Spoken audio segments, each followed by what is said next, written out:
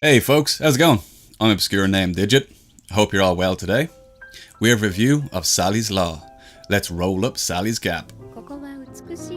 So, Reggie wrote this review, and although he never really shows his sensitive, loving side, just the passion and drive he has for writing for you lovely readers and listeners, Reggie actually has two kids, a 2-year-old daughter and a 1-year-old son. These, along with his wife, are pretty much everything to him. Outside of their well-being, nothing else matters.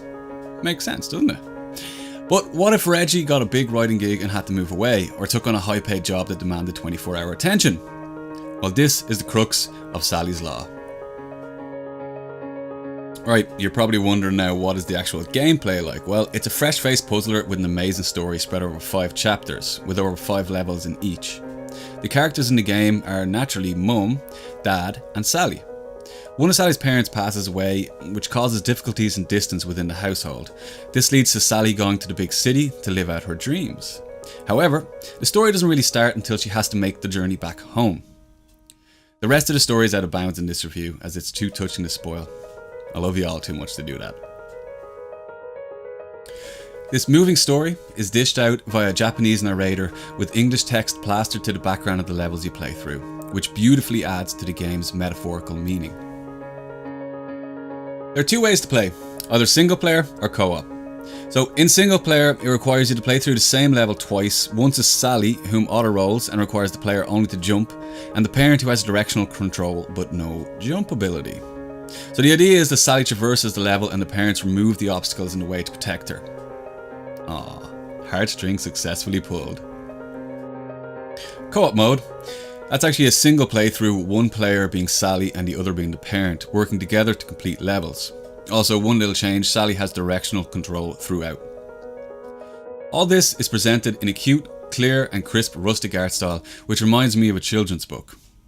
The simplicity of the gameplay suits the art style. The soundtrack is a minimalist classical piano piece on loop throughout the levels, with voice actors recorded bump and fall reactions playing on cue. Again, the soundtrack just adds to the ambience and the feel of Sally's Law. Although the game is quite short, it's a very engrossing title and it goes by fast due to how laid back it is and the learning curve being quite flat.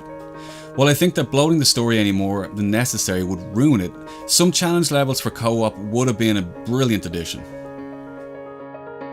Right, so all that said, we've got ourselves a verdict. Sally's Law has hit us deep in the feels. Those of you with kids will have a personal dimension of understanding when it comes to the story, and for those who don't relate so closely to the story, it's a solid puzzler. Although quite easy at times, overcomplicating the challenges would ruin the feel of this elegantly paced puzzle platformer. Although $9.99 is quite steep for such a short game, it's still worth checking out. Sally's Law is available on PC and Nintendo Switch, which is what it's been reviewed on. The developer is Nanali Studios. It's Peggy 3. Thanks very much for watching, folks. If you like what you see, please do hit the thumbs up button and consider subscribing for more daily game and tech reviews, with a healthy dose of live streaming. If you dislike what you saw, feel free to hit the thumbs down and maybe let us know what's up in the comment section below. I'm Obscure Name Digit, and I'll see you around.